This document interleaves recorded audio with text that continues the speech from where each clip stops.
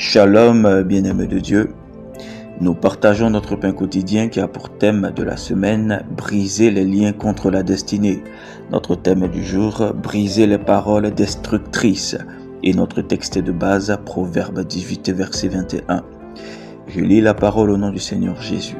« La mort et la vie sont au pouvoir de la langue. Quiconque l'aime en mangera les fruits. » Amen.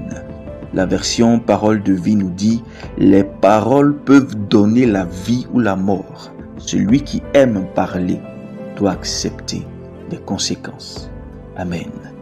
Nous comprenons ici que toute parole produit une conséquence. Et la conséquence de la parole est soit la vie, soit la mort. Nous avons donc la responsabilité de savoir ce que nous disons. Nous avons la responsabilité de faire attention à ce qui sort de notre bouche. Amen. Le Seigneur Jésus lui-même pouvait dire que ce qui entre dans la bouche n'est pas ce qui souille, mais c'est ce qui sort de la bouche qui souille la vie d'un homme. C'est pourquoi je veux dire à quelqu'un ce matin, fais attention à ce que tu dis. Nous avons eu tendance pendant l'année 2024 à dire beaucoup de choses contre notre propre vie à cause de certaines situations que nous avons eu à vivre. Nous avons eu à nous condamner nous-mêmes. Nous avons eu à condamner nos frères. Nous avons eu à murmurer.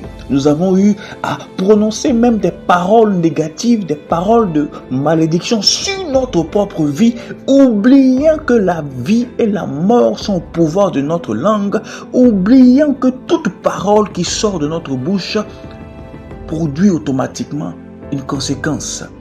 Je veux dire à quelqu'un ce matin, pour cette nouvelle année, il faut que tu aies une nouvelle façon de communiquer, une nouvelle façon de parler, une nouvelle façon de t'adresser à ton entourage et surtout une nouvelle façon de parler sur ta vie. Je veux dire à quelqu'un que en 2025, tu ne dois plus déclarer de mauvaises paroles sur ta vie. Tu ne dois plus dire je suis incapable. Tu ne dois plus dire je ne pourrai pas faire ceci. Tu ne dois plus dire moi-même je sais que je n'y arriverai pas. Tu ne dois plus déclarer des paroles négatives sur ta vie, mais déclare plutôt la vie sur ta vie. Déclare plutôt des paroles fortes, des paroles puissantes, des paroles d'élévation, afin que les conséquences de tes paroles produisent quelque chose de positif, produisent la bénédiction sur ta vie. Je veux me lever ce matin contre quelqu'un qui a eu à prononcer des paroles négatives sur sa vie. Et en tant que serviteur de Dieu, je veux déclarer par le nom de Jésus que toute parole que tu as déclarée sur ta vie, que toutes ces paroles négatives soient brisées au nom de Jésus.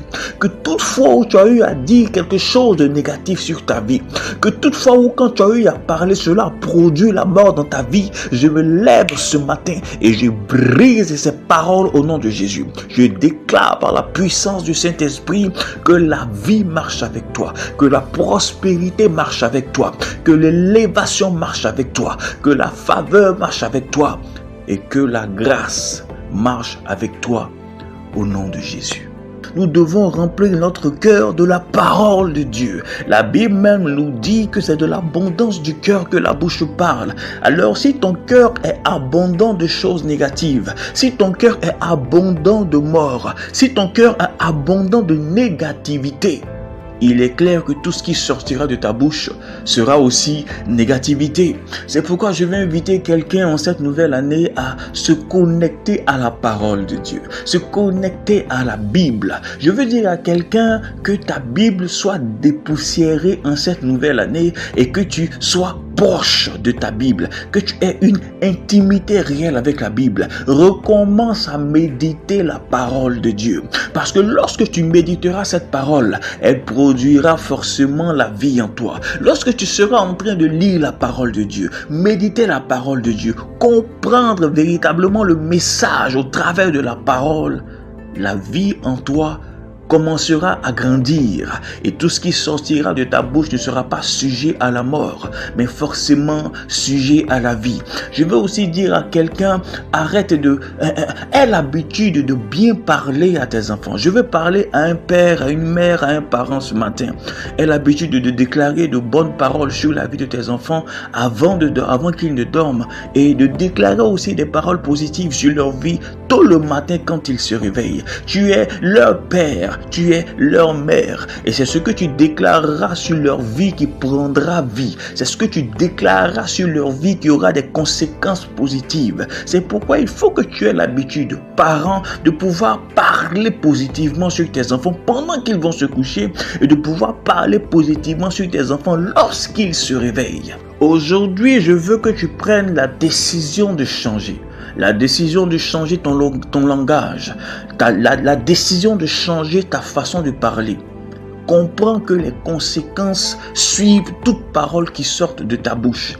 Alors, pour éviter qu'il y ait des conséquences négatives, pour éviter qu'il y ait des condamnations contre ta vie, pour éviter qu'il y ait des malédictions contre toutes les personnes qui t'entourent, je t'invite ce matin à changer totalement ton langage afin que tout ce qui sort de ta bouche produise la vie. Nous sommes fils de Dieu et nous sommes appelés à marcher comme Jésus a marché sur cette terre. La Bible nous dit que le serviteur n'est pas plus grand que le maître, mais le serviteur est comme son maître. Et si Jésus avait l'habitude de prononcer des choses et que ces choses produisaient la vie, nous avons aussi le devoir, nous qui sommes comme notre maître, de parler positivement afin de produire la vie, de parler lorsque nous avons un manque afin que la multiplication arrive. Le Seigneur Jésus-Christ n'a pas dit, mais malheureusement il n'y a pas de pain éternel, comment je vais faire? Tu m'as envoyé sur cette terre et voici je veux nourrir ce peuple et ce peuple n'a pas à manger. Non. Jésus n'a pas murmuré, Jésus ne s'est pas plaint, mais lorsqu'il s'est trouvé que le peuple manquait à manger et qu'il n'y avait que 5 pains et 2 poissons, la Bible nous dit qu'il a rendu grâce, il a parlé positivement et la multiplication est arrivée. Je veux dire à quelqu'un que si tu veux expérimenter la multiplication en cette année 2025, il va te falloir rendre grâce, il va te falloir parler positivement afin d'expérimenter ces choses extraordinaires.